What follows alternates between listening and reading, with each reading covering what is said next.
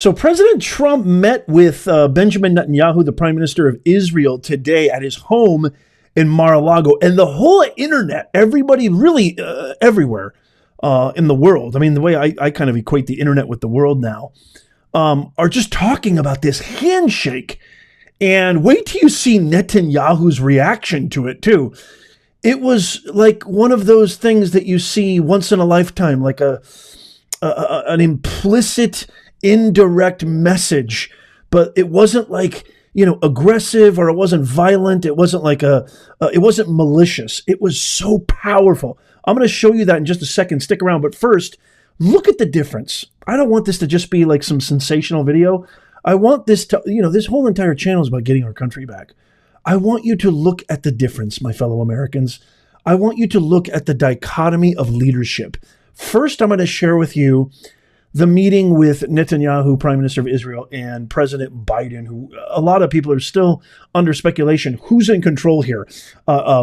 Border czar failure Kamala Harris was giving a press conference saying that, yes, I told Netanyahu, that it's okay for them to continue what they're doing. Like, excuse me, what? I thought Biden was the president. What is happening here? But he did eventually meet with Netanyahu, and I want you to watch this really quickly, and then I want to show you the meeting with Trump. The difference is not just stark. It's not just night and day. It's not just water and olive oil. It is literally galactic difference. It's a galactic difference. So check this out first, and then we got plenty more. Let's talk about it. Why does Biden look lost? Absolutely lost. Everybody in?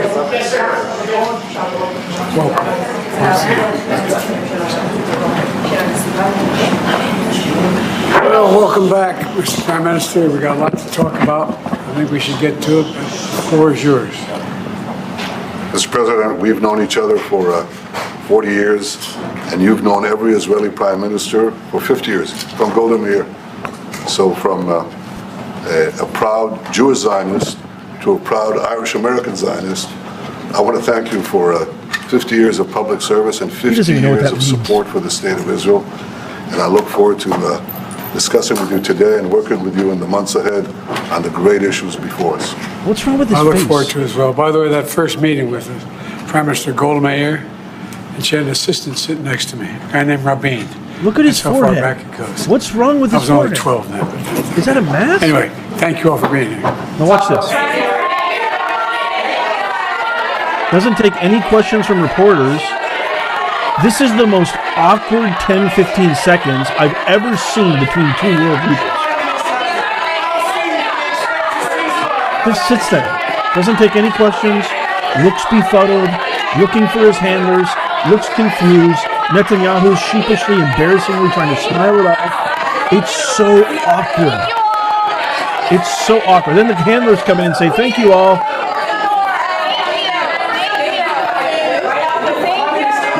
Okay, now take a look at Trump welcoming Netanyahu and his wife at his home in Mar-a-Lago.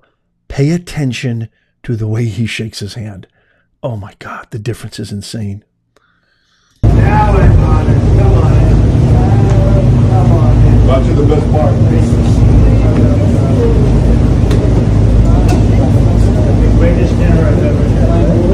Come on, let's get a good, beautiful. Please, let's make a...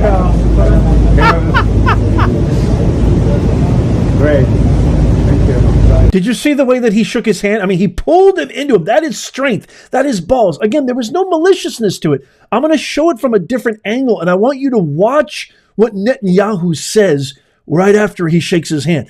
It was full of hearth and full of good cheer, goodwill, but there was also, because he's the best politician on planet Earth, maybe of all time, there is a little bit of an implicit message there of saying, now you're with the king. Now you're with the head dog. Now you're with the lion. Get ready. It's so brilliant. Trump plays chess better than any of these checker-playing politicians. Watch what Netanyahu says after this. The greatest dinner I've ever had. Ooh. Look at him. Listen to him. He says, wow. He goes, wow. Well, that's different from Biden. Watch it one more time. Dinner I've ever had. Look at this handshake. Come on, let's You're with the dog now. Come on. Let's make a He says, "Wow." Netanyahu says, "Wow." Watch Netanyahu's face. let's make a Wow. He says, "Wow," right there. Okay, so this is a snippet here that the press was invited into. I love the lighting here. I love how it's kind of dark here. I don't know if it's because of the camera or it's because of the actual lighting in the home, but there's something really powerful, like Rembrandtian about this. I love the chiaroscuro lighting, the flush blacks and the sparse lights and the candles. It reminds me of that Kubrick movie, Barry Lyndon, something that you would see like a dinner take place with kings and queens 500, 600, dare I say 1,000 years ago. So, but I put some subtitles here so you can hear what's going on. Listen to what the exchange is like and what Netanyahu says. This is absolutely brilliant. Watch what he wishes Trump in the election in 2024. Listen to this. It's so powerful. You never know. Hello, everybody. Sorry, sir. Is it you or is it? Can you tell us what you talked about? Yes. Just general. We're We talked about the friends. hot dogs. Talking about Mr. Prime what we're having Minister, for lunch. could you tell me, Mr. Prime Minister, how Kamala Harris's remarks yesterday might have impacted negotiations on a ceasefire deal? Well, we're trying to get one, and I think to the extent that Hamas understands that there's no daylight between Israel and the United States, that expedites the deal. And I would hope that those comments don't change that. Mr. President, do you have any reaction to Kamala Harris's remarks yesterday? Say it. Do you have any reaction to Kamala Harris's remarks yesterday after she met with the Prime Minister? No, I have no remarks. She's a radical left person. San Francisco, destroyed San Francisco. She's really a destroyer. She doesn't know how to build. And I think her remarks were disrespectful. They weren't very nice pertaining to Israel. I actually don't know how a person who's Jewish can vote for her, but that's up to them. But she was certainly disrespectful to Israel, in my opinion. Mr. Trump, has your relationship with the Prime Minister repaired at all? No, it was never bad. I would say it was always good. No president has done what I've done for Israel, and we've always had a very good relationship. And if I didn't, I have a secret weapon. You know what it is? Sarah. Sitting right over here. How do you not love this guy? Sarah, that's all that matters. How do you not love this Do you guy? feel like after this trip, Mr. Prime Minister, we're any closer to a ceasefire deal? I hope so, but I think time will tell. We're certainly eager to have one, and we're working on it. Are you sending teams to Rome? Sorry? Are you sending teams to Rome to continue those We're negotiations? dispatching the team probably in the beginning of the week. Can you tell us the status of the hostage negotiations? I think there's been some movement because of the military pressure that we exerted. I hope that there'll be sufficient movement to get the deal completed. It's a very tough. That's a very tough situation. The hostages, they have to be given back immediately because there can be no way that they're in good shape. They're obviously not being treated properly, and you hope that they're okay. But there are a lot of hostages, I'm sure, that will not be okay, and it's just not an acceptable situation. Did you guys talk about what your working relationship would look like if you were reelected in November? We don't have to. We've had a good relationship. I was very good to Israel, better than any president's ever been.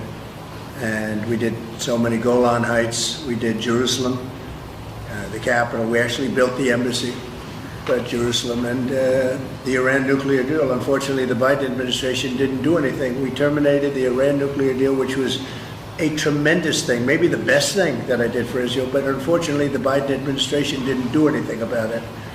We could have had a deal 1 week after the election. We would have had a deal with Iran, and everybody would have been happy. But they didn't do anything with it. We had all the cards.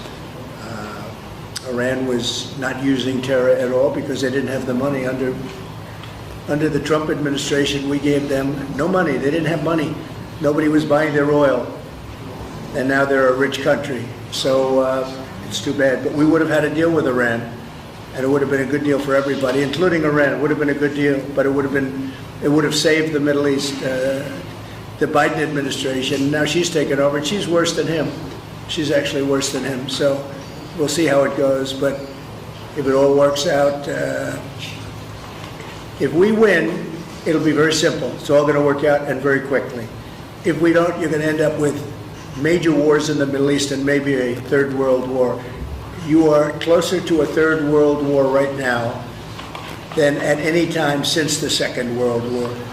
You've never been so close because we have incompetent people running our country. He's right. Thank you very much, everybody. 100%. Thank you, press. Thank you, press. Thank you. My fellow Americans, I mean, the difference is vast. The difference is galactic, as I said before. The choice to me is absolutely crystal clear. The borders are Kamala Harris. She hasn't achieved anything. She hasn't done anything. She hasn't earned a single vote. This is the party that says democracy is on the ballot, and they are literally circumventing democracy and anointing somebody who didn't earn a single vote through the democratic process. How does that make any sense? Netanyahu, they cut it off, but Netanyahu said, I hope, this is a quote, you can look this up, I wish nothing but, quote, total victory, end quote, for Trump. So that should tell you a lot right there. I hand this off to you, Nez Nation. Let me know in the comments what you think of that. What did you think of that handshake? What do you think of the difference? What do you think of what we're talking about? What do you think of the future? I want to hear it all. Let me know in the comments down below. Please tap that thumbs up because it helps us reach more people. And the more people that we can educate, the more citizens we get that understand the lying propagandist woke media is not telling them the truth, the better our country is saved. 100%. I mean, it's just a fact. Also, if you made it this far, in the pinned comment, show notes, and description is our free newsletter. It's absolutely free. This is your fail-safe, your insurance policy, so you never miss out. A lot of channels like mine are getting deleted every single day. God knows, and there's no reason. They just take it off arbitrarily. By subscribing to our newsletter, you're always in the know. That's in the pinned comment, show notes, and description. Do it now. It's free. Check out these videos coming up on the screen right now. Follow, subscribe, and as always, God bless you, and may God bless America. I'll see you soon.